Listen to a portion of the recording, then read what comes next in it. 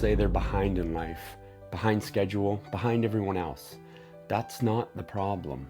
You're not behind, you just haven't been consistent long enough. I used to believe I missed my moment, that timing passed me by, but that story's easy, and it lets you stay still. The truth is, progress doesn't answer prayers without movement. Faith isn't passive, it responds to action. Most people don't fail from lack of ability, they fail because they stop showing up. When it gets quiet, and when it gets boring, and when nobody claps. That's not being behind, that's quitting early. Here's the shift. If you show up every day, and you show up tomorrow, and you stay obedient to the work, you're not behind, you're being built. Momentum comes after obedience and not before. So stop chasing motivation, stop comparing timelines. Today's assignment is simple. Show up, do the work, and move forward. People say they need confidence before they start. That's backwards.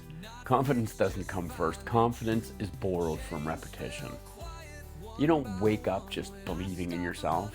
You earn belief by showing up when doubt is loud. Faith works in the same way. It grows legs when you move, not when you wait to feel ready. Most people quit at the same place, the awkward phase. When they're new, when they're unsure, when the effort doesn't match the result yet. They call it a lack of confidence. Well, it's not. It's unpaid work. Here's the truth. Every time you show up tired, every time you do the work imperfectly, every time you stay consistent without applause, you're depositing confidence that you'll use later. So stop asking, do I believe in myself? And ask this instead, did I show up today? Because belief follows obedience, and confidence follows consistency. Starting over feels like failure. That's why most people avoid it, not because they can't rebuild, but because rebuilding bruises the ego. We're taught that progress is a straight line. It isn't. Sometimes growth looks like going back to zero on purpose, and faith understands this better than pride does because faith isn't about saving face, it's about obedience when the reset costs you. Most people cling to whatever is familiar, even when it's not working, because starting over feels like they're admitting that something's wrong. But correction isn't weakness, it's wisdom arriving late. Starting over doesn't ease progress or erase it, it refines it. Every reset teaches you patience. Every beginner moment is training humility. So if you're back to square one, good. Square one means clarity. Square one means direction. Square one means that you're still waiting to be shaped. And that's where real growth begins. Most people are waiting to feel motivated. That's why they're stuck. Motivation doesn't lead, it follows. You don't move because you feel ready. You feel ready because you've moved. That's how it works in real life. That's how it works in faith. Action comes first and feelings come later. People pray for clarity, but they refuse to take the step they already know that it's required. They want direction without obedience, energy without effort, and results without motion. That's not patience, that's avoidance dressed up as wisdom. Here's the truth. God doesn't steer parked cars. Momentum only shows up once something is moving. You start tired, you start unsure, and you start without applause. And somewhere along the way, motivation catches up. Stop asking how you'll feel tomorrow. Ask this instead. What can I move today?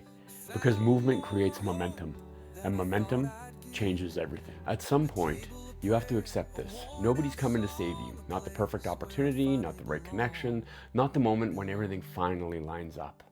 That realization can feel very heavy or can be very freeing. Because once you stop waiting to be rescued, you start taking ownership. Faith doesn't mean sitting still. It means trusting God while carrying your share of the weight. Most people stay stuck because they're waiting for permission. Permission to begin, permission to fail, and permission to take themselves seriously. That permission never arrives. Here's the truth. Responsibility is the doorway to power. The moment you say, this is on me, you stop being a victim of circumstance and start becoming a builder. No one is coming to make you disciplined. No one is coming to make you consistent. And no one is coming to do the work for you. And that's not bad news. That's the moment your life actually starts moving. So pick up responsibility, carry it with intention, and walk forward anyway. People say they want change, but their environment says otherwise. You can have strong intentions and still lose weak surroundings. If your space is distracted, your focus will be too. If your circle is careless, your discipline will leak. That's not a character flaw, that's physics. Faith doesn't ignore environment, it respects it. Scripture talks about the guardrails for a reason. Not everything needs to be resisted. Some things need to be removed. Most people keep asking God for strength when what they really need is fewer temptations at arm's reach. You don't rise to your goals, you fall to your system. Here's the truth. If you want different results, you need different inputs, different sounds, different spaces, and different people. Not forever, just long enough to grow. So audit your environment, what you watch, what you listen to, and what you give access to, because discipline gets easier when your surroundings stop fighting you. Nobody talks about the cost of starting something new. It's expensive, just not in money. You pay with embarrassment, with slow progress, with feeling behind people who started earlier. That cost scares most people away. We're taught to avoid looking inexperienced, but faith doesn't work that way.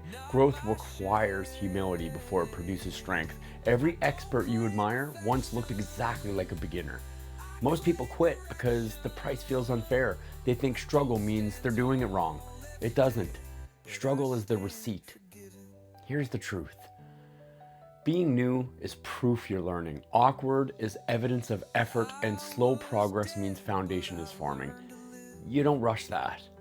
So stop apologizing for being early in the process. Pay the price. Be teachable.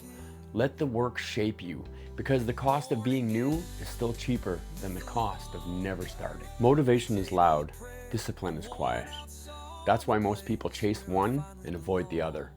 Motivation shows up when things feel good. Discipline shows up when they don't. And only one of those lasts. Faith isn't built on emotion, it's built on obedience when emotion fades. That's the part nobody posts. The days that feel ordinary, heavy, or unseen. Most people think that consistency means intensity. It doesn't. Consistency means returning even when yesterday didn't pay off yet. Here's the truth. Motivation will come and go. Discipline stays if you train it. Small actions, same time, same commitment. Over time, that quiet obedience builds a life that doesn't collapse when feelings change. So stop asking how motivated you feel. Ask how committed you are, because discipline outlasts motivation and obedience outlasts momentum.